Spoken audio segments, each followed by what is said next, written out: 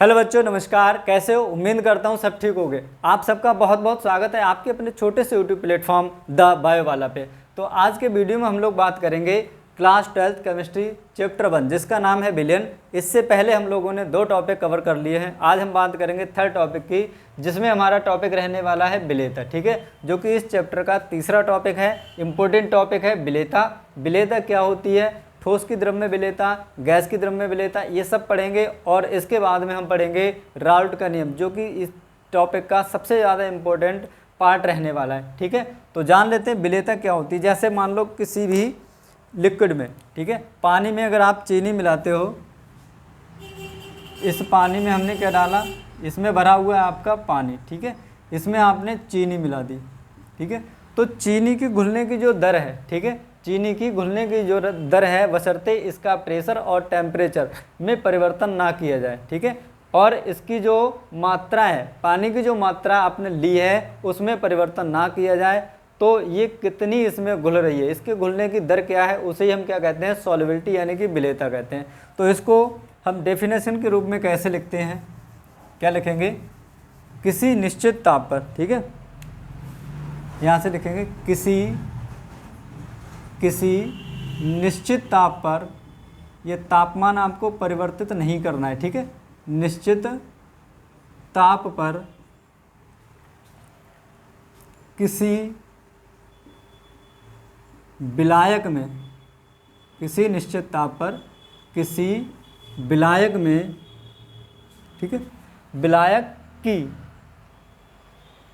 किसी विलायक की निश्चित मात्रा में, किसी विलायक की निश्चित मात्रा में, ठीक है, तो जो विलायक लिया है उसकी मात्रा भी कैसी होनी चाहिए, निश्चित होनी चाहिए। ठीक है, किसी विलायक की निश्चित मात्रा में विलेय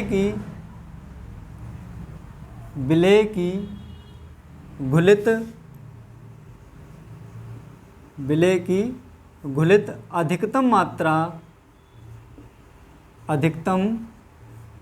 मात्रा क्या कहलाती है, विलेय की घुलित अधिकतम मात्रा ही क्या कहलाती है, विलेयता कहलाती है। ठीक है, अधिकतम मात्रा ही विलेयता कहलाती है, विलेयता कहलाती है।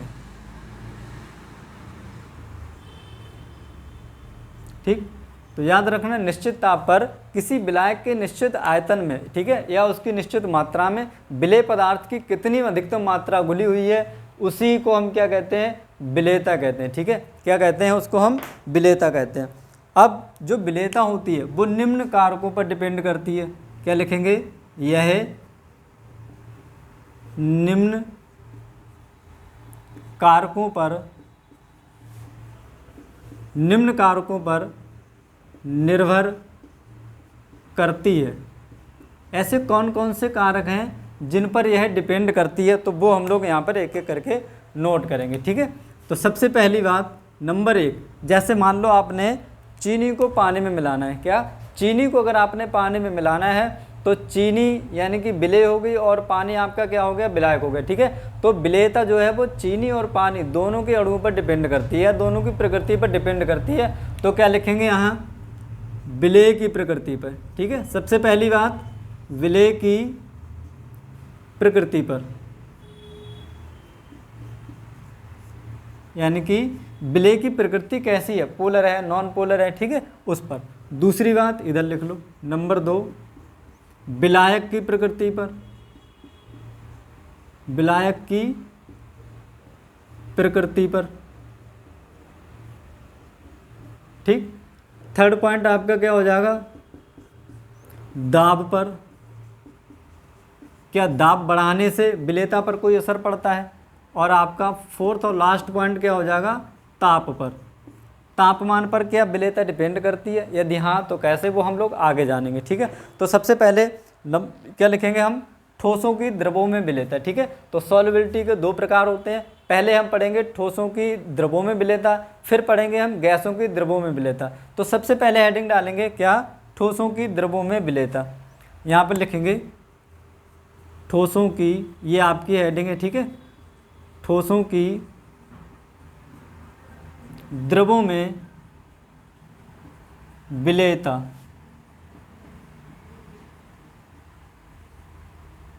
ठीक। तो वैसे तो अगर देखा जाए कि जो हमारे ठोस होते हैं वो लगभग द्रवों में अधिक घुलनशील होते हैं, पर रीजन क्या होता है, जो हमारे ठोस पदार्थ होते हैं, ठीक है, ठोस पदार्थ होते हैं और जो हमारे लिक्विड होते हैं यानी कि द्रव होते हैं, जब ठोस को आप द्रव में घोलोगे तो उनके अणुओं के बीच का जो आकर्षण है वो कैसा होना चाहिए, समान। जितना ज़्यादा अट्रैक्शन होगा विलेय और विलायक के अणुओं में, उतनी ही ज़्यादा विलेयता होगी किसी भी ठोस की किसी लिक्विड में, ठीक है, किसी द्रव में। तो वैसे तो हमारे जो ठोस होते हैं वो अधिकतर कैसे होते हैं, घुलनशील होते हैं, यानी कि द्रवों में घुलनशील होते हैं, ठीक है। तो ठोसों की द्रवों में विलेयता क्या होती है, जैसे मान लो कोई आपके पास चीनी ले लो, ठीक है, चीनी ले लो आप या नमक ले लो, ये सब क्या है हमारे पास ठोस हैं, ठीक है। तो किसी भी पदार्थ की क्या लिखेंगे, किसी पदार्थ की या किसी ठोस पदार्थ की, किसी ठोस पदार्थ की, अब याद रखना है किसी ठोस पदार्थ की मात्रा किस में होगी, ग्राम में होगी या आपका लीटर में होगी, ग्राम में होगी या लीटर में होगी, विलेयता में, ये आपको विशेष ध्यान रखना है। किसी ठोस पदार्थ की ग्राम में मात्रा, ठीक है, किस में होगी, किसी ठोस पदार्थ की, किसी ठोस विलेय, यहाँ पर और कर लो थोड़ा सा सही रहेगा, किसी ठोस विलेय पदार्थ की,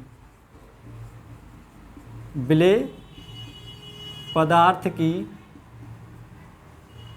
ग्राम में मात्रा, जो, ठीक है, जो क्या करेगी, किसी 100 ग्राम के विलयन को, ठीक है, किसको, किसी 100 ग्राम के विलयन को संतृप्त बनाने के लिए आवश्यक होगी, या 100 ग्राम के विलयन को क्या कर देगी, संतृप्त कर देगी, ठीक है। मात्रा जो 100 ग्राम के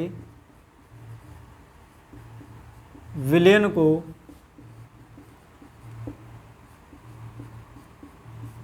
संतृप्त विलयन बनाने के लिए आवश्यक है।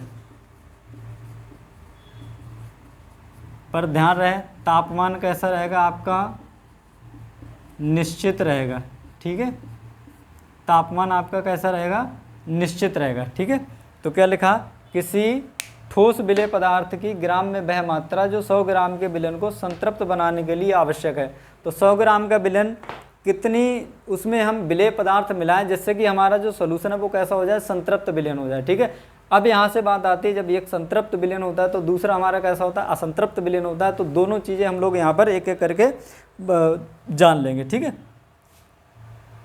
विलयन को विलायक, यहाँ कर लो विलायक, अच्छा रहेगा, ठीक है। 100 ग्राम विलायक को 100 ग्राम विलयन में बदलने के लिए कैसी रहेगी, घुली रहती है, ठीक है। तो वो क्या हो जाएगी हमारी, उसी को हम क्या कहेंगे, ठोसों की द्रव में विलेयता कहेंगे, ठीक है। अब हम बात करें ठोसों की द्रव में विलेयता को प्रभावित करने वाले कुछ कारक होते हैं। उससे पहले हम जानेंगे कि जो हमारा संतृप्त विलयन होता है और एक असंतृप्त विलयन होता है वो क्या होते हैं। तो सबसे पहले हम लोग यहाँ पर क्या डालेंगे, सबसे पहले लिख लो नंबर 1 संतृप्त लिख लो, ठीक है, संतृप्त विलयन, सैचुरेटेड सॉल्यूशन। ये संतृप्त विलयन हमारा क्या होता है, कोई भी संतृप्त विलयन आपका क्या होता है, देखो दो तरह के विलयन होते हैं, एक संतृप्त होता है, एक कैसा होता है हमारा असंतृप्त होता है, ठीक है। तो संतृप्त विलयन की अगर हम बात करें तो ये हमारा कोई ऐसा विलयन होता है, ठीक है, कोई ऐसा विलयन होता है जिसमें समान ताप और दाब पर, ठीक है, समान ताप और दाब पर विलेय की और अधिक मात्रा न घोली जा सके, ठीक है। क्या लिखेंगे, ऐसा विलयन, ऐसा विलयन जिसमें समान ताप व दाब पर, ठीक है, समान ताप व दाब पर विलेय पदार्थ की, विलेय पदार्थ की और अधिक, विलेय पदार्थ की और अधिक मात्रा ना घोली जा सके, ना घोली जा सके, ना घोली जा सके। ठीक है, क्या कहलाता है हमारा? संतृप्त विलयन कहलाता है। ठीक है, ऐसा विलयन जिसमें समान ताप और दाब पर किसी ठोस विलेय पदार्थ की और अधिक मात्रा ना घोली जा सके, वो हमारा क्या कहलाएगा? संतृप्त विलयन कहलाएगा। ठीक है, जैसे अगर चीनी में आप पानी में आप चीनी को धीरे धीरे मिलाते तो एक समय ऐसा आता है कि चीनी का घुलना बंद हो जाता है। ठीक है, पर क्या करना है? उसमें तापमान में कोई परिवर्तन नहीं करना है। ठीक है, अगर आप ताप बढ़ा दोगे तो चीनी की विलेयता बढ़ जाएगी। तो एक समय ऐसा आता है कि जो चीनी की विलेयता है, यानी कि चीनी का घुलना पानी में धीरे धीरे रुक जाता है, तो उसको हम क्या कहते हैं? वो विलयन हमारा कैसा हो जाएगा? संतृप्त विलयन हो जाएगा। ठीक है, और अधिक मात्रा ना घोली जा सके। ठीक है, तो इसको ध्यान रखना है, ये वाली चीज़, और अधिक मात्रा ना घोली जा सके, तो वो क्या कहलाएगा? आपका संतृप्त विलयन कहलाएगा। इसके अलावा एक और होता है इसी का पार्ट, ठीक है, जिसे हम कहते हैं असंतृप्त विलयन। ठीक है, दूसरा हमारा क्या होता है? असंतृप्त विलयन। तो यहाँ लिखेंगे नंबर 2,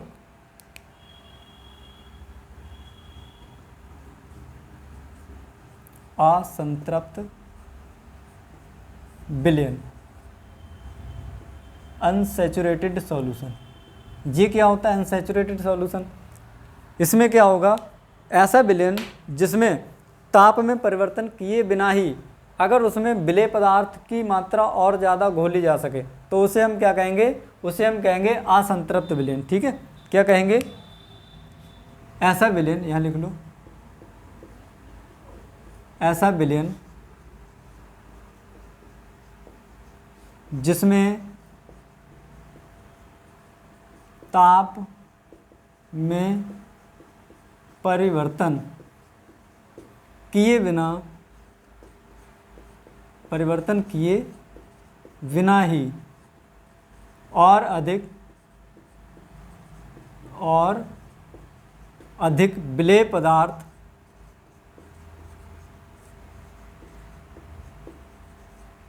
घोला जा सके। ठीक है, और अधिक विलेय पदार्थ घोला जा सके, क्या कहलाता है हमारा? असंतृप्त विलयन कहलाता है। असंतृप्त विलयन कहलाता है। तो यहाँ से आपको दो चीज़ें पता चली होंगी, एक तो संतृप्त विलयन क्या होता है, दूसरा हमारा असंतृप्त विलयन क्या होता है। ठीक है, संतृप्त विलयन क्या होता है? जिसमें और अधिक विलेय ना घोला जा सके, और असंतृप्त विलयन क्या होता है? जिसमें ताप में परिवर्तन किए बिना ही हम क्या कर सकते हैं? उसमें और विलेय पदार्थ को ऐड कर सकते हैं या घोल सकते हैं, वो हमारा क्या कहलाता है?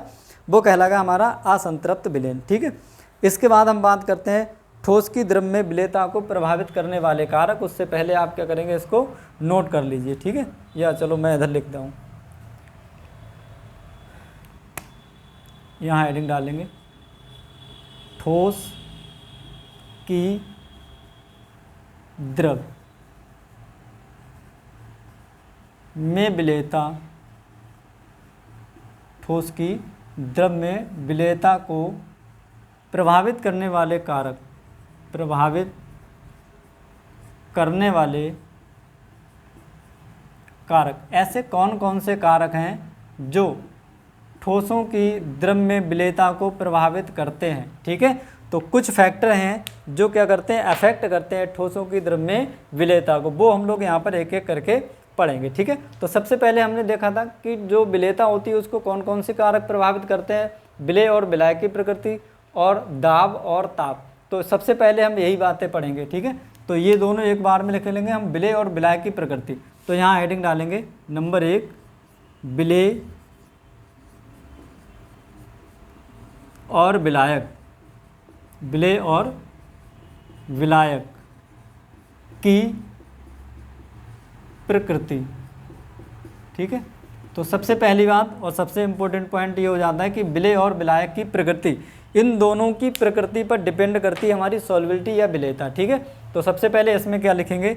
इस बात को हम ऐसे समझ सकते हैं। ठीक है, लिखेंगे इसे ऐसे समझा जा सकता है, समझा जा सकता है। ठीक है, कैसे समझा जा सकता है? जैसे बात करें लाइक डिजोल्व, लाइक, ठीक है, यानी कि समान क्या करते हैं? जो समान चीज़ें होती हैं वो समान चीज़ों में घुलती हैं। इसका मतलब ये है लाइक डिजोल्व लाइक, ठीक है, समान चीज़ें समान चीज़ों में घुलती हैं। जैसे अगर हम बात करें, आपने सुना होगा कि पोलर और नॉन पोलर, एक होता है हमारा पोलर सॉल्यूशन भी होता है और सॉल्वेंट भी होता है और सोल्यूट भी होता है, यानी कि विलेय और विलायक दोनों की प्रकृति अगर एक जैसी है, ठीक है, पोलर है तो वो क्या करेंगे, एक दूसरे में घुल जाएंगे, ठीक है। जैसे ठीक, इसका मतलब है अर्थात लिख लो या जैसे लिख लो, अर्थात अर्थात ध्रुवीय ध्रुवीय विलेय, ध्रुवीय विलेय, ठीक है। जैसे आपका NaCl हो गया, KCl हो गया, ध्रुवीय विलेय, ध्रुवीय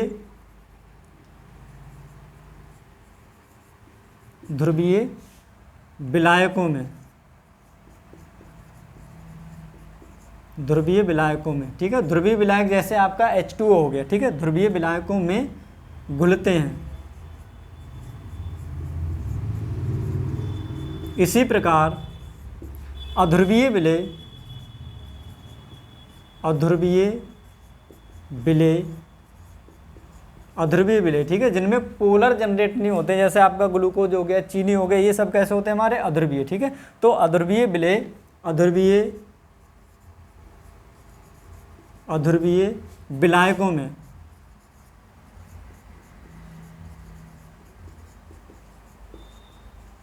ही घुलते हैं,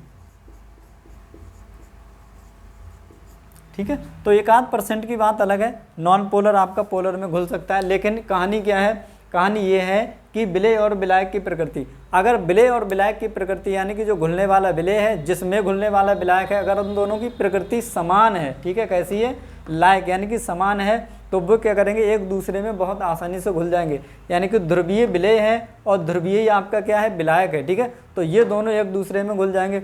और अध्रुवीय विलेय है आपका और अध्रुवीय विलायक है, तब भी एक दूसरे में ये आसानी से घुल जाएंगे। और अगर आपने अध्रुवीय विलेय और ध्रुवीय विलायक ले लिया तो ये एक दूसरे में आसानी से नहीं घुलेंगे, ठीक है। तो कहने का तात्पर्य क्या है, लाइक डिजोल्व लाइक, ठीक है, यानी कि समान चार्ज समान में घुलते हैं, ठीक है। तो इसके बाद दूसरा पॉइंट आपका क्या आता है, ये दाब पर, ठीक है, दाब पर, ये दाब पर भी कैसे डिपेंड करती है वो हम आगे पढ़ेंगे, ठीक। तो फटाफट से इसका स्क्रीनशॉट लेंगे या पॉज करके नोट कर लेंगे, इसके बाद लिखेंगे आगे, दूसरा डालेंगे दाब पर, ठीक है। तो दाब पर विलेयता किस तरह से प्रभावित होती है, वो भी किसकी बात कर रहे हैं हम, ठोसों की बात कर रहे हैं, ठीक है, ठोसों की द्रवों में विलेयता। तो दाब पर किस तरह से ये प्रभावित होती है या दाब किस तरह से इसको प्रभावित करता है वो हमें यहाँ पर लिखना है, ठीक है। नंबर 2 दूसरा पॉइंट लिखेंगे यहाँ,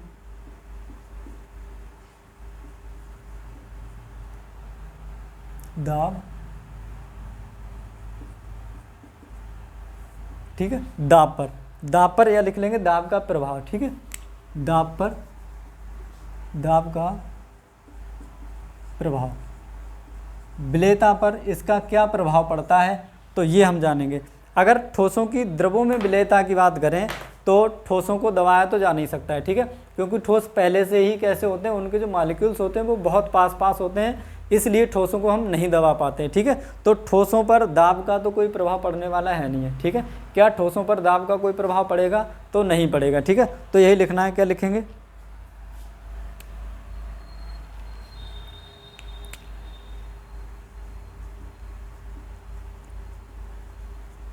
सामान्यतः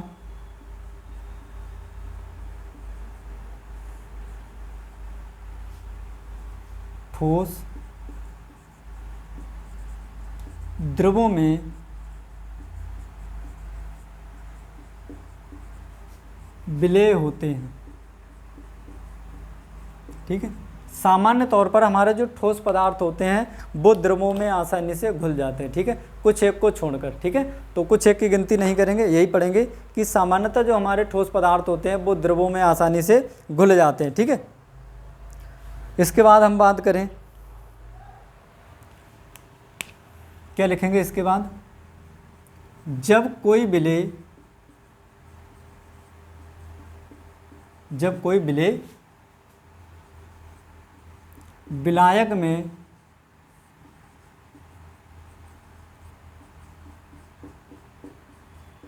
घुलता है। ठीक है, जब भी किसी विलेय पदार्थ को विलायक में घोला जाता है तो क्या होगा, क्या जो विलेन हमारा बनेगा वो कैसा बनेगा, ऊष्माक्षेपी होगा या ऊष्माशोषी होगा। तो जब भी किसी विलेय पदार्थ को किसी विलायक में घोला जाता है तो वहाँ पर अगर हम बात करें तो ऊष्मा कैसी होती है, तो ऊष्मा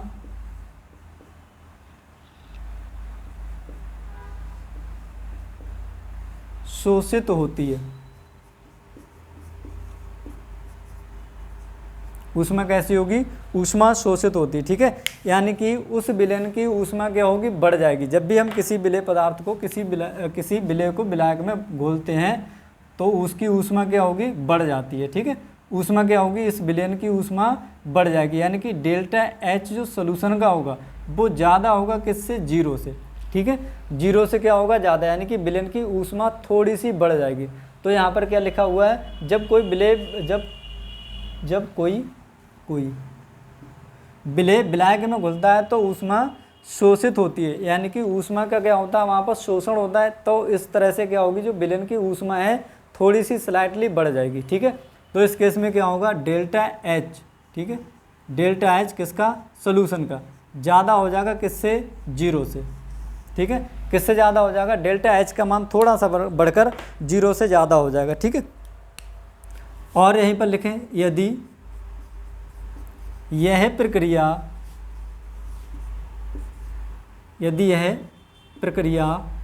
ऊष्मा क्षेपी हो,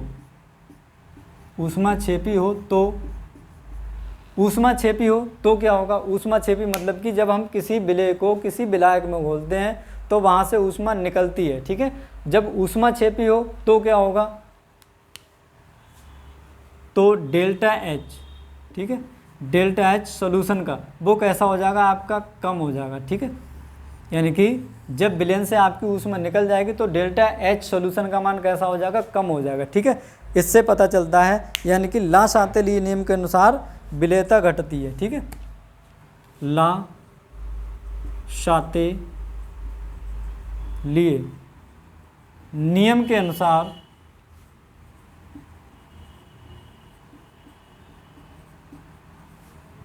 विलेयता घटती है। ठीक है,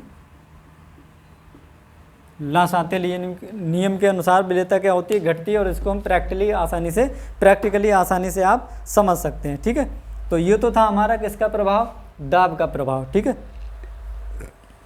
दाब का नहीं, ये ताप का हमने पढ़ लिया। जब कोई विलेयक में घुलता है तो ऊष्मा क्षेपी होती है, क्या कर दिया भाई, ताप कर लो, यहाँ पर गलत हो जाएगा वरना।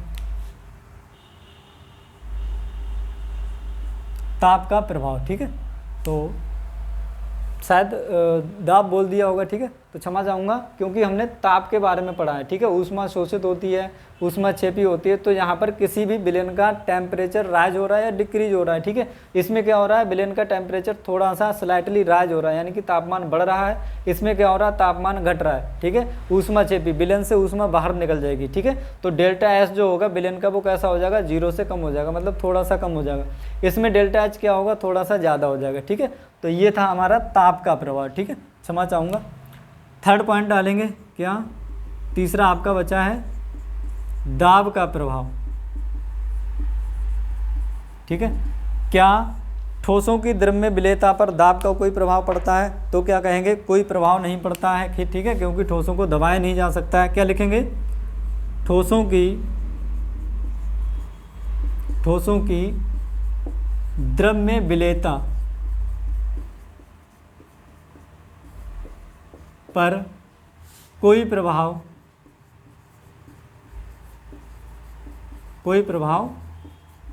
नहीं पड़ता है।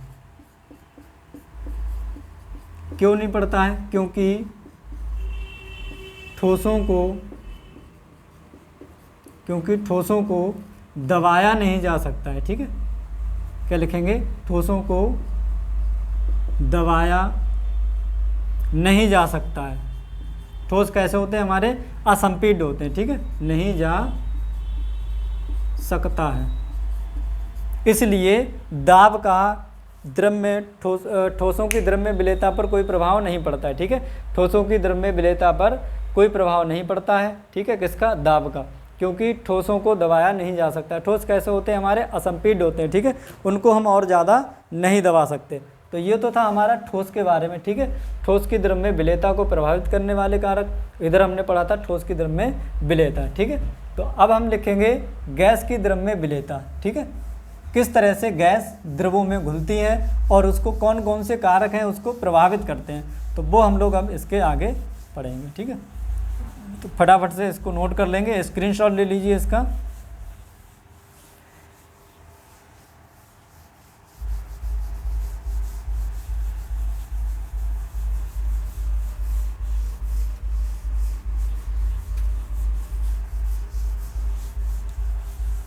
चल, अब क्या लिखना है? हेडिंग डालेंगे गैसों की द्रव्य विलेयता। ठीक है, क्या हेडिंग डालेंगे?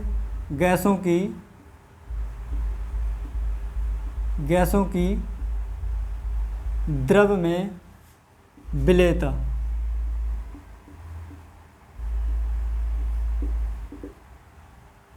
Solubility of gas in liquids. ठीक है, तो गैसों की द्रव्य विलेयता क्या होती है? तो जैसे अगर हम बात करें, लगभग सभी गैसें हमारी धीरे धीरे या कुछ मात्रा में जल में अलग अलग मात्राओं में विलेय होती हैं या घुलनशील होती हैं। ठीक है, तो क्या लिखेंगे यहाँ पर? लगभग सभी गैसें जल में भिन्न भिन्न सीमा या परास। ठीक है, भिन्न भिन्न परास में घुलनशील होती हैं। ठीक है, कोई गैस ऐसी होगी जो जल में ज़्यादा घुल जाएगी, कोई गैस ऐसी होगी जो जल में कम घुलेगी। ठीक है, तो वही लिखा हुआ है, भिन्न भिन्न सीमा में जल में कैसी होती है? घुलनशील होती है। ठीक है, अब इसके बाद अगर हम बात करें, इसमें इतना ही लिखना है। अब बात करते हैं कि द्रवों में गैसों की विलेयता को कौन प्रभावित करता है, वो यहाँ पर नोट करेंगे। ठीक है, क्या डालेंगे? गैसों की, क्या लिख दिया? गैसों की द्रव्य में विलेयता। गैसों की द्रव्य में विलेयता को प्रभावित करने वाले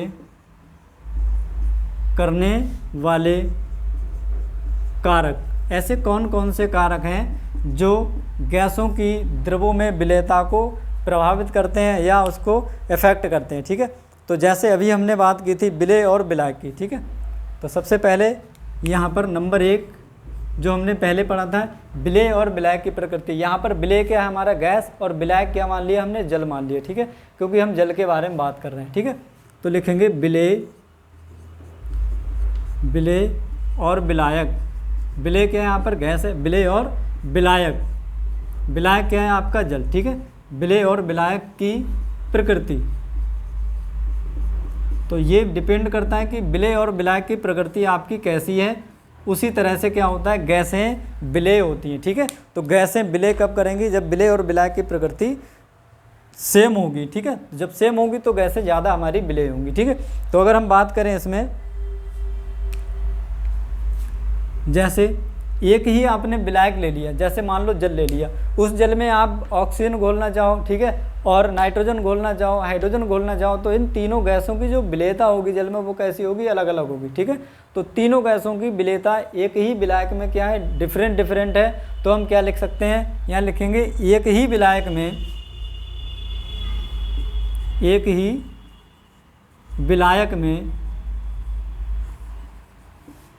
भिन्न गैसों की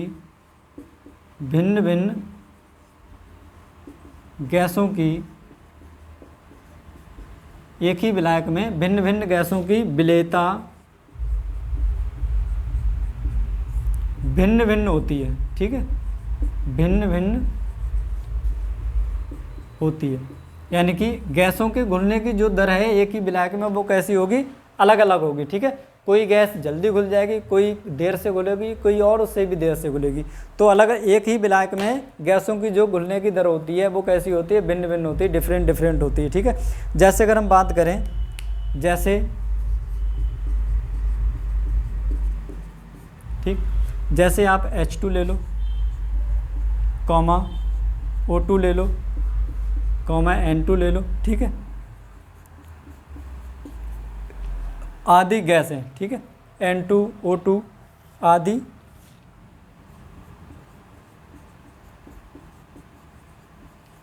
की विलेयता, ठीक है, हाइड्रोजन, ऑक्सीजन, नाइट्रोजन, ये सभी ऐसी गैसें हैं जो जल में कम मात्रा में घुलती हैं। ठीक है, गैसों की विलेयता जल में कम होती है, ये कम मात्रा में जल में घुलने वाली गैसें हैं। ठीक है, अगर इनके बाद कुछ ऐसी गैसें हैं हमारी जो क्या होती हैं, जल में अधिक मात्रा में घुलती हैं। ठीक है, इसके अलावा जबकि यह लिख लेंगे ऐसे, जबकि आपका NH3 हो गया, आपका SO2 हो गया और आपका HCl हो गया। ठीक है, आदि गैसें जल में, आदि गैसें जल में अधिक मात्रा में विलेय हैं। ठीक है, तो ये कुछ ऐसी गैसें हैं जो जल में अधिक मात्रा में विलेय हैं, जबकि ये हमारी कुछ ऐसी गैसें हैं जो जल में कम मात्रा में आपकी घुलनशील हैं। ठीक है, तो ये तो थी आपकी गैसों की द्रव्य विलेयता को प्रभावित करने वाले कारकों का पहला पॉइंट, यानी कि विलेय और विलायक की प्रकृति। विलेय क्या था, हमारा गैस है यहाँ पर, विलायक क्या, हमारा जल है यहाँ पर। ठीक है, तो ये कुछ ऐसी गैसें हैं जो जल में कम घुलती हैं और ये कुछ ऐसी गैसें हैं जो जल में आसानी से और तेज़ी से घुल जाती हैं। ठीक है, इसके बाद प्रभावित करने वाले कारकों में हमने ये पढ़ लिया। ठीक है, अब हम पढ़ेंगे ताप का प्रभाव। क्या लिखेंगे, दूसरा पॉइंट लिखेंगे ताप का प्रभाव। दूसरा, नंबर 2, ताप का प्रभाव। ठीक है, गैसों की द्रव्य विलेयता पर ताप का क्या प्रभाव पड़ता है, ये हम लोग यहाँ पर जानेंगे। अगर हम बात करें गैसों की द्रव्यों में विलेयता, ठीक है, तो लगभग हमने पढ़ा था कि लगभग सभी गैसें जो है वो कुछ न कुछ मात्रा में विलायकों में घुलनशील होती हैं। यहाँ पर हम बात कर रहे हैं किसकी, तापमान की प्रकृति पर। अगर आपने किसी भी कंटेनर में किसी विलायक में कोई गैस घोल रखी है और उसका अगर आप टेम्परेचर बढ़ा रहे हैं, ठीक है, मान लो ये आपके पास एक बर्तन है, ठीक है, इसमें आपकी ये गैस घुली है, ठीक है, इसे मान लो आप H2 गैस, और इधर से क्या करा भी आपने इसका धीरे धीरे तापमान बढ़ाना शुरू करा। जब आप टेम्परेचर बढ़ाएंगे तो ये जो आपका H2 गैस है, ठीक है, ये आपकी बाहर निकलने शुरू हो जाएगी। ठीक है, H2 गैस आपकी जल को छोड़कर जल से बाहर निकलनी शुरू हो जाएगी। तो इसका मतलब क्या हुआ कि जब भी हम गैसों की द्रव्यों में विलेयता को देखते हैं तो किसी विलयन का अगर हम तापमान बढ़ाते हैं तो उस विलयन में क्या होता है, गैसों की जो विलेयता है वो धीरे धीरे घटती जाती है। तो सीधे शब्दों में हम क्या कहेंगे कि तापमान बढ़ाने पर गैसों की द्रव्यों में विलेयता घटती है। क्या लिखेंगे, तापमान बढ़ाने पर, क्या लिखेंगे यहाँ, तापमान बढ़ाने पर गैसों की द्रव्यों में विलेयता, गैसों की द्रव्यों में विलेयता घटती है। क्या होता है, घटती है। ठीक है, क्योंकि किसी गैसीय विलयन को, ठीक है, किसी गैसीय विलयन को गर्म करने पर, जब उसे गर्म किया जाता है तो क्या होता है, ठीक है, गर्म करने पर, ठीक है, गैस बाहर की ओर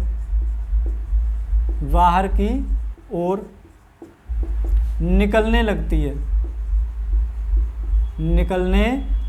है। ठीक है, तो जो हमारे विलयन में होगी वो क्या होगी, वहाँ से बाहर की ओर जाने लगेगी और हम कहेंगे कि गैसों की जो विलेयता है वो कैसी हो जाएगी, कम हो जाएगी। ठीक है, तो तापमान बढ़ाने पर गैसों की विलेयता क्या हो जाती है, कम हो जाती है। ठीक है, और गैसों की जो द्रव्य विलेयता होती है वो हमारा एक ऊष्माक्षेपी अभिक्रिया होता है। जब भी किसी गैस को विलायक में घोला जाता है तो वहाँ से क्या होती है, हीट निकलती है। ठीक है, तो यहाँ पर क्या लिख सकते हैं, यह एक ऊष्माक्षेपी प्रक्रिया है। ठीक है, यह एक कैसी है, ऊष्माक्षेपी प्रक्रिया है। ठीक है, गैसों का द्रवों में घुलना हमारा क्या हो जाएगा, ऊष्माक्षेपी प्रक्रिया हो जाएगा। पॉइंट नंबर 3 हम क्या पढ़ेंगे, थर्ड नंबर ये कहता है 1 2 3। ठीक है, दाब प्रभाव। क्या था हमारा, दाब प्रभाव। क्या ये जो दाब है इसको कम या ज़्यादा करने से गैसों की द्रव्य विलेयता घटती या बढ़ती है, हाँ या ना। तो सीधे कहेंगे भाई बढ़ती है। ठीक है, क्यों, क्योंकि दाब बढ़ाने पर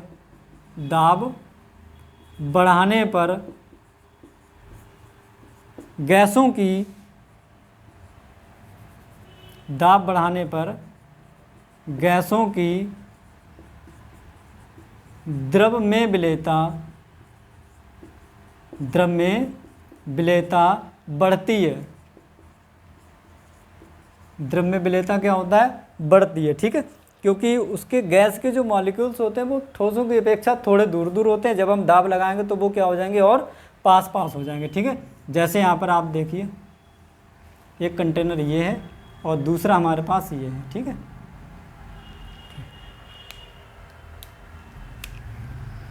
इसमें आपकी ये पिस्टन है, यहाँ पर हमारे ये जो क्या है, ये गैस के मॉलिक्यूल्स हैं। ठीक है, अब दूसरे में क्या हो जाएगा, पिस्टन पर हमने मान लो पहले यहाँ पर रखा था W1 यानी कि 1 वाट रखा था, यहाँ पर हमने क्या कर दिए 2 वाट रख दिए। ठीक है, W1 और W2। ठीक है, 2 वाट हमने यहाँ पर रख दिए। ये क्या है हमारा पिस्टन। तो पिस्टन देखो पहले यहाँ पर थी, अब क्या आ गई यहाँ। तो जो गैस होगी उसके मॉलिक्यूल्स भी तो पास पास हो जाएंगे नहीं हो जाएंगे। तो इससे पता चलता है कि जो गैसें होती हैं उन पर दाब का सीधा प्रभाव पड़ता है। ठीक है, दाब अगर हम ज़्यादा कर देंगे तो गैसों की विलेयता क्या हो जाएगी, ज़्यादा हो जाएगी। ठीक है, अभी गैसें हमारी दूर दूर थी, अब क्या होंगी, दाब बढ़ा दिया तो गैसें क्या हो गई, पास पास हो गई, यानी कि उनकी जो विलेयता है वो क्या होगी, हमारी बढ़ गई। ठीक है, ये तो थी विलेयता के बारे में जानकारी। तो इसका स्क्रीनशॉट लेना चाहे या वीडियो को पॉज करके इसको नोट कर लेंगे।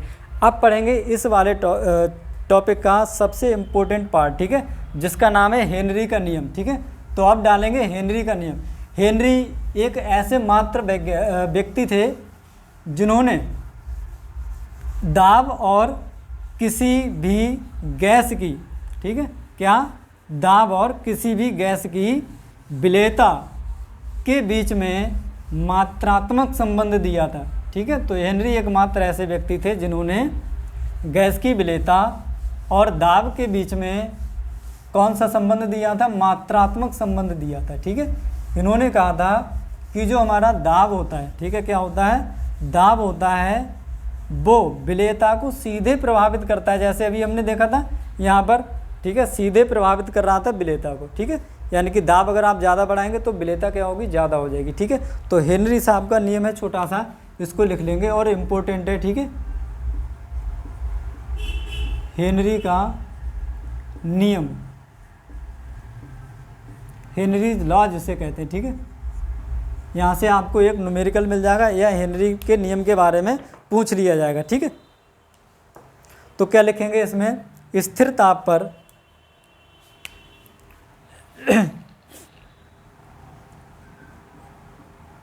स्थिर ताप पर, ठीक है, करना क्या है, जो आपने विलयन लिया है उसका टेम्परेचर आपको फिक्स रखना है। ठीक है, उसमें कोई परिवर्तन नहीं करना है। स्थिर ताप पर गैस की द्रव में विलेयता, ठीक है, स्थिर ताप पर गैस की द्रव में विलेयता आंशिक दाब के समानुपाती होती है। ठीक है, आंशिक दाब के समानुपाती होती है, ये कहते हैं। ठीक है, कह रहे हैं स्थिर ताप पर गैस की द्रव्य विलेयता जो होती है वो आंशिक दाब के समानुपाती होती है। ठीक है, क्या हो जाएगा, एस समानुपाती विलेयता आंशिक दाब यानी कि P। ठीक है, तो ये आपका यहाँ से रिलेशन हो जाएगा।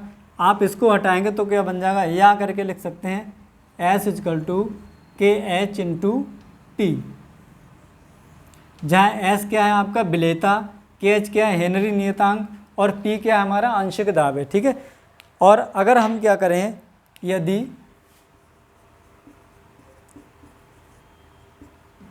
विलेयता के स्थान पर, विलेयता के स्थान पर किसकी बात करें हम, मोल अंश की बात करें। ठीक है, मोल अंश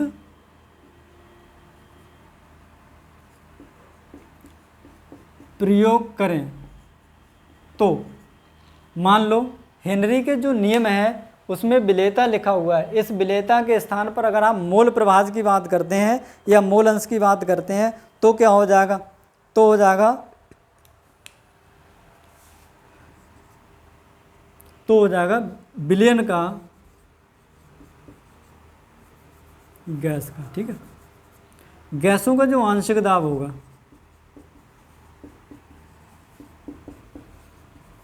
आंशिक दाब गैस के मोल अंश, गैस के मोल अंश के समानुपाती, गैस के मोल अंश के समानुपाती होता है।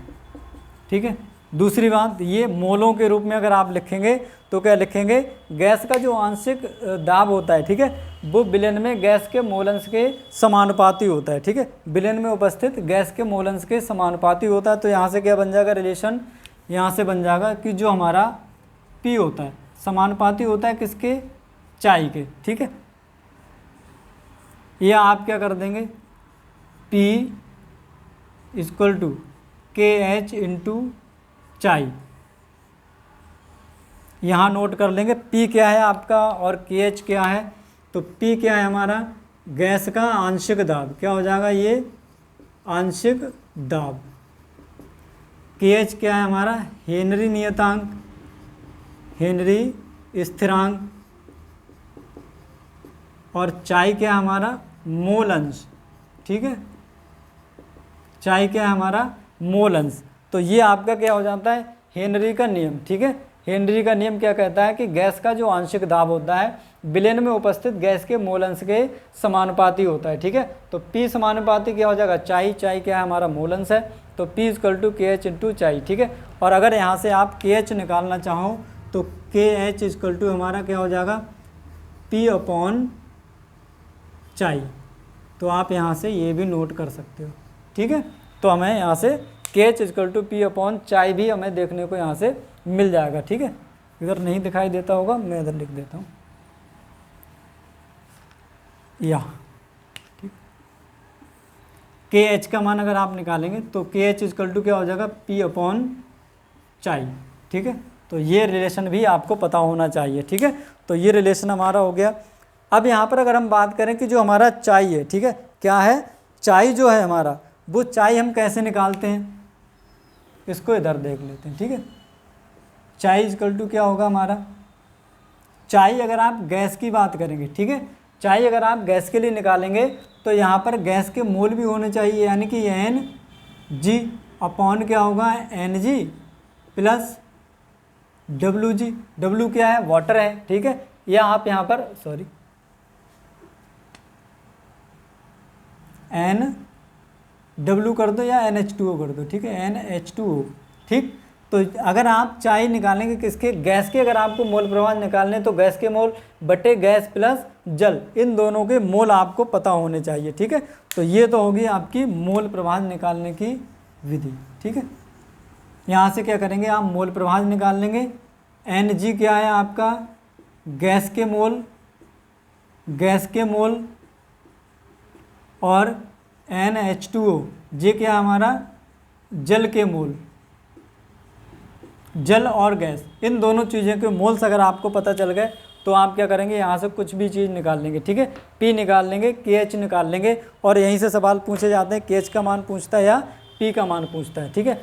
अब देखो अगर हम बात करें ग्राफ की, ठीक है, ग्राफीय निरूपण, तो अभी हमने देखा था कि जो हमारा आंशिक दाब होता है, ठीक है, क्या होता है, आंशिक दाब होता है वो मोल प्रभाज के समानुपाती होता है। किसके समानुपाती होता है, मोल प्रभाज के। तो मोल प्रभाज और आंशिक दाब के बीच में अगर हम क्या करें, ग्राफ को खींचें तो हमें क्या मिलता है, यहाँ लिख दूंगा मैं मोल प्रभाज, ठीक है, किसका, गैस का, और इधर लिख देंगे हम क्या, आंशिक दाब, ठीक है, आंशिक दाब, ठीक है। तो इधर आंशिक दाब है, इधर क्या है, मोल प्रभाज है, ठीक है।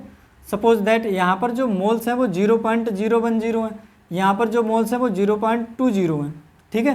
तो जैसे जैसे मोल्स बढ़ते जाएंगे वैसे वैसे क्या होगा, दाब बढ़ता जाएगा, या हम प्रेशर ज़्यादा करेंगे तो मोल्स भी हमारे इंक्रीज होते जाएंगे, ठीक है। तो जब भी हम इन दोनों के बीच में एक रेखा खींचते हैं तो हमें क्या मिलती है, एक स्ट्रेट लाइन मिलती है, ठीक है। तो आप ऐसे करके इस तरह से बना सकते हैं, इस तरह से हमें क्या होगी, एक स्ट्रेट लाइन मिलेगी, ठीक, ये और ये। यहाँ पर मान लो हमारा कितना है, 500 दाब, यहाँ पर कितना है हमारा 100, ठीक है। ये आपका क्या है, प्रेशर है, और इधर क्या है, हमारे मोल अंश इधर को बढ़ते जा रहे हैं, ठीक है।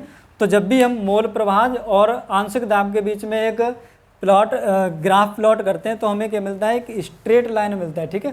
कहाँ से, ओरिजिन से, ठीक है, या मूल अक्ष से एक सीधी रेखा हमें प्राप्त होती है। तो ये इतना सा छोटा सा ग्राफ है हमारा, ठीक है। अब इसके बाद अगर हम बात करें तो हेनरी के नियम के कुछ अनुप्रयोग हैं, 2-3 अनुप्रयोग, बस केवल मैं हेडिंग डाल दूंगा और बोल दूंगा और आप उसको क्या कर लेना, नोट कर लेना, ठीक है। तो ये तो था हेनरी का नियम, जो कि बहुत ही ज़्यादा अपने आप में इम्पोर्टेंट है। इससे न्यूमेरिकल्स पूछे जाते हैं, तो न्यूमेरिकल्स भी मैं अभी आपको कराऊंगा, ठीक है, और आप घर से भी करेंगे और करना आप सीख जाएंगे, ठीक है। अनुप्रयोग की बात करें, इसके कौन कौन से अनुप्रयोग हैं। ये छोटा सा ग्राफ है इनका, कोई ज़्यादा बड़ा ग्राफ भी नहीं है, ठीक है। हेनरी नियम के अनुप्रयोग,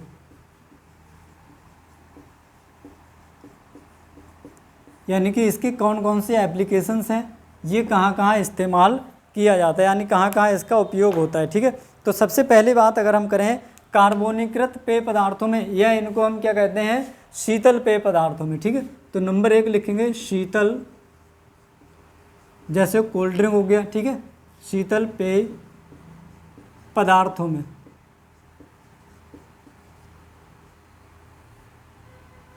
शीतल पेय पदार्थों में इनका क्या उपयोग है, कोल्ड ड्रिंक हो गया आपका, सोडा वाटर हो गया आपका, जब भी इनकी आप बोतल खोलते हैं तो तेज़ी से एक गैस निकलती है, ठीक है, या उस गैस के बुलबुले बाहर की ओर निकलने शुरू हो जाते हैं, तो वो हमारी कार्बन डाइऑक्साइड यानी कि CO2 उस बोतल में उच्च प्रेशर पर भरी रहती है। उच्च प्रेशर इसलिए किया जाता है उस बोतल का, जिससे कि उसकी जो गैस की विलेयता है वो अधिक रहे, ठीक है। जब तक गैस उसमें घुली रहती है तब तक हमें उस कोल्ड ड्रिंक का, उस सोडा वाटर का स्वाद आता है। जैसी गैस रिलीज हो जाती है या हम उसको खोल के रख देते हैं तो गैस रिलीज होने के बाद हमें उसका जो स्वाद है वो चेंज हो जाता है, कोई स्वाद उसमें नहीं आता है, ठीक है। क्या लिखेंगे, सॉरी, ये लिखेंगे सॉफ्ट ड्रिंक्स और सोडा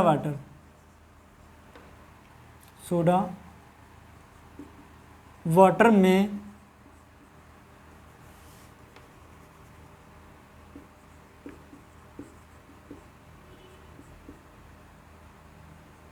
बोतल में, ठीक है, CO2 की विलेयता बढ़ाने के लिए बोतल को उच्च दाब, ठीक है, उच्च दाब यानी कि 1 ATM से अधिक, 1 ATM से ऊपर, ठीक है, पर बंद किया जाता है, ठीक है, या सीलबंद किया जाता है, सीलबंद किया जाता है। तो याद रहेगा भाई CO2 की विलेयता बढ़ाने के लिए हम क्या करते हैं, उस बोतल में 1 atm से अधिक ऊपर प्रेशर कर देते हैं, जिससे कि उस बोतल में जो CO2 है वो अधिक मात्रा में घुली रहे। ठीक है, पहली बात। दूसरी बात समुद्री गोताखोर की करते हैं हम, क्या लिखेंगे, नंबर 2 समुद्री गोताखोरी में। ठीक है, समुद्री गोताखोरी में। तो समुद्री गोताखोरी में इसका क्या इस्तेमाल होता है, तो जैसे आपने देखा होगा कि जो समुद्री गोताखोर होते हैं वो धीरे धीरे जल की सतह पे नीचे जाते हैं। ठीक है, मान लो ये क्या है, पानी की ऊपरी सतह, ये पानी है। ठीक है, अब गोताखोर, पहले गोताखोर कहाँ होगा, पहले गोताखोर हमारा यहाँ होगा। ठीक है, अब धीरे धीरे ये नीचे आ रहा है, तो मान लो गोताखोर हमारा यहाँ पहुँच गया बेचारा। ठीक है, ये आ गया आपका गोताखोर। तो पहले इस पर केवल इतने ही पानी का प्रेशर लग रहा था, अब इस पर इतने पानी का प्रेशर लगेगा। तो प्रेशर अब इस पर ज़्यादा लगेगा, यहाँ क्या होगा, दाब ज़्यादा होगा। क्या होगा, दाब अधिक होगा। जैसे जैसे जितना नीचे जाएगा उतना ही क्या होगा, उस पर दाब बढ़ता जाएगा। और हेनरी ने अभी बताया था कि दाब जितना ज़्यादा होगा गैसों की विलेयता भी द्रवों में उतनी ही ज़्यादा होगी। ठीक है, यानी कि विलेयता उतनी ज़्यादा होगी। तो ये यहाँ से यहाँ तक आ गया, तो दाब इतने पानी का अब इसके शरीर पर पड़ने लगा है, जिससे कि इसके जो गैसों की विलेयता है इसके शरीर में या इसके रक्त में वो बढ़ जाएगी। ठीक है, तो क्या लिखेंगे यहाँ पर, जैसे जैसे समुद्री गोताखोर लिखेंगे,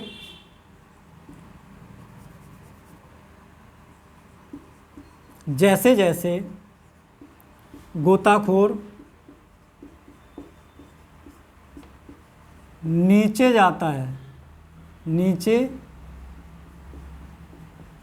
जाता है, दाब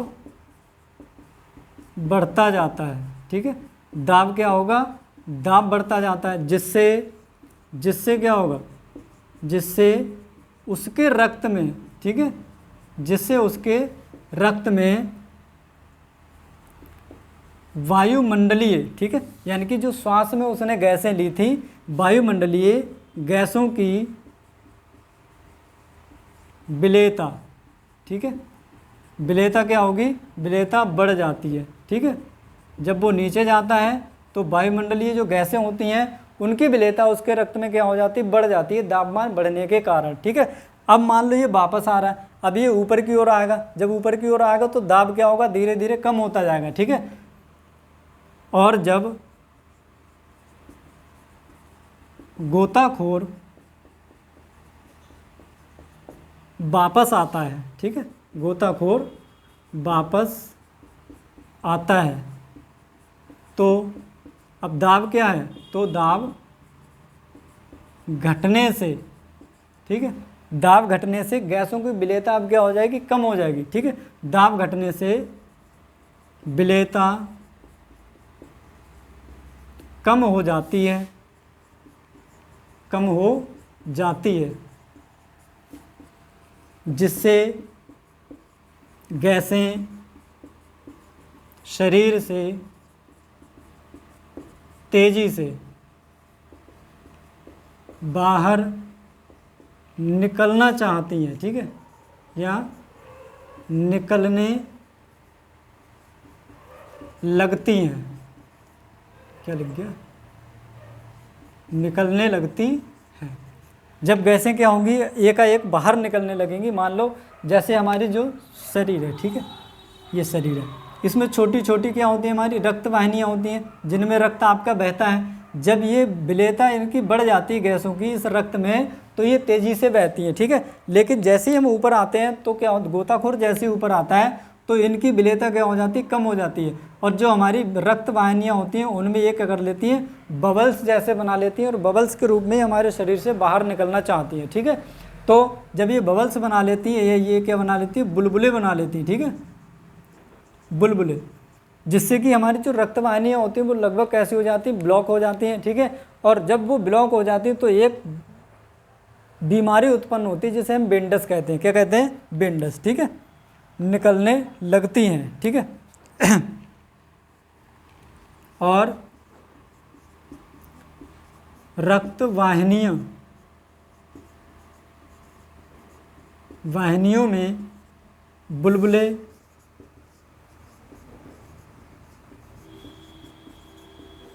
बन जाते हैं, ठीक है,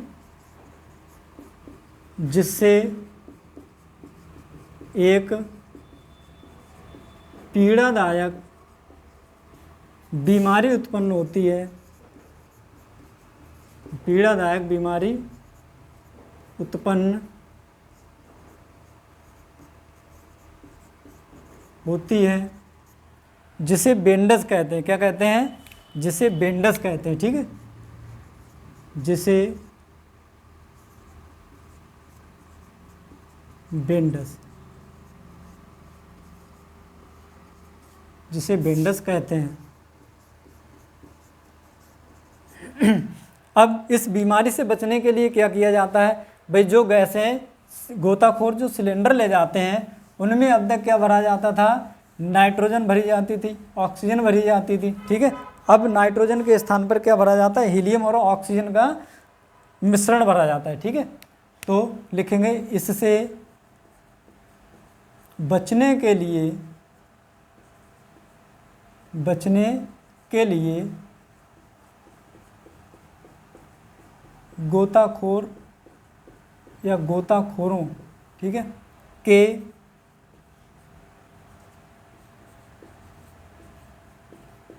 सिलेंडरों में He2 और O2 का मिश्रण भरा जाता है, ठीक है। बस इतना ही याद रखें। बेंडस बीमारी से बचने के लिए क्या करते हैं? उसमें He2 और ऑक्सीजन का मिश्रण भरा जाता है। ये जो He2 होती है इसकी विलेयता कम होती है, ठीक है, इसकी विलेयता कम होती है, तो इसका कोई विशेष प्रभाव रक्त में नहीं पड़ता है, ठीक है। नाइट्रोजन से इसकी विलेयता कम होती है। इसके बाद हम बात करें, एक और इसमें लिख लेंगे, पहाड़ों पर रहने वाले लोगों में, पहाड़ों पर जो लोग रहते हैं उनमें ये हेनरी के नियम का क्या अनुप्रयोग है, ठीक है। तो वो यहाँ पर लिखेंगे। देखो क्या होगा, जैसे आप, ये हमारा बादल है, ठीक है, और ये हमारी धरती है, और ये क्या है? पहाड़ है। जो लोग यहाँ पर रहेगा उस पर केवल इतना ही प्रेशर लगेगा, और जो लोग यहाँ रहेगा उस पर इतना प्रेशर लगेगा, ठीक है। तो हम लोग यहाँ पृथ्वी पर नीचे रह रहे हैं, कुछ लोग हमसे कई फीट ऊपर पर्वतों पे या पहाड़ों पे रह रहे हैं, तो उनका वायुमंडल का जो दाब होगा उन पर वो कम होगा, और हम पर वायुमंडल का दाब ज़्यादा है, इसलिए हमारे जो शरीर के अंदर गैसों की विलेयता है रक्त में वो ज़्यादा है। पहाड़ों पर रहने वाले लोगों के रक्त में गैसों की विलेयता कम है, ठीक है। तो इसी आधार पर हेनरी का नियम क्या कहता है? कहता है कि पहाड़ों पर रहने वाले लोगों पर वायुमंडलीय दाब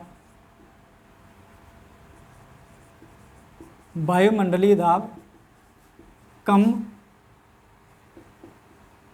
लगने के कारण उनके रक्त में गैसों की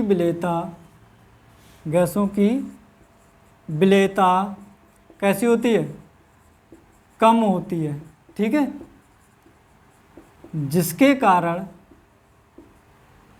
कारण वे मानसिक व शारीरिक रूप से कैसा महसूस करते हैं? कमज़ोर, ठीक है, मानसिक व शारीरिक रूप से कमज़ोर महसूस करते हैं। ये लक्षण किसके होते हैं? ये लक्षण एनॉक्सिया के होते हैं, ठीक है, एनॉक्सिया के होते हैं, अर्थात उन्हें क्या हो जाता है, उन्हें एनॉक्सिया हो जाता है। तो ये कुछ अनुप्रयोग थे हेनरी के नियम के, ठीक है, जो कि काम करते हैं अब भी, ठीक है। तो ये आपको 3 अनुप्रयोग हैं, ये आपको अच्छे से पढ़ लेना है, ठीक है। पूछा जाता है हेनरी के नियम के अनुप्रयोग बताइए, हेनरी का नियम लिखिए, तो ये आपको पता होने चाहिए, ठीक है। तो फटाफट से इसका स्क्रीनशॉट लेंगे और मैं थोड़ा सा ड्रिंक पीऊँगा, पानी लूँगा, ठीक है।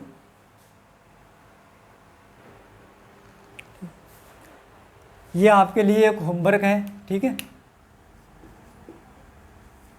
और जो कि बहुत ही ज़्यादा इम्पोर्टेंट सवाल है। इस सवाल में आपसे पूछ रहा है हेनरी स्थिरांक यानी कि KH के मान की गणना कीजिए। तो दिया क्या है, देखो H2S एक कोई गैस है जिसमें कह रहा है विषैली गैस है जिससे सड़े हुए अंडे जैसी गंध आती है, जिसका उपयोग किसमें किया जाता है, गुणात्मक विश्लेषण के लिए किया जाता है। H2S की STP पर जल में विलेयता, किस पर, STP पर, ठीक है, जिसे हम सामान्य तापदाब कहते हैं। इसमें विलेयता कितनी है, विलेयता है 0.195 मोल, ठीक है। तो ये बात आपको ध्यान रखना है। और भाई क्या करेंगे आप, हेनरी का नियम लगा देंगे, ठीक है, P = KH × 40 है,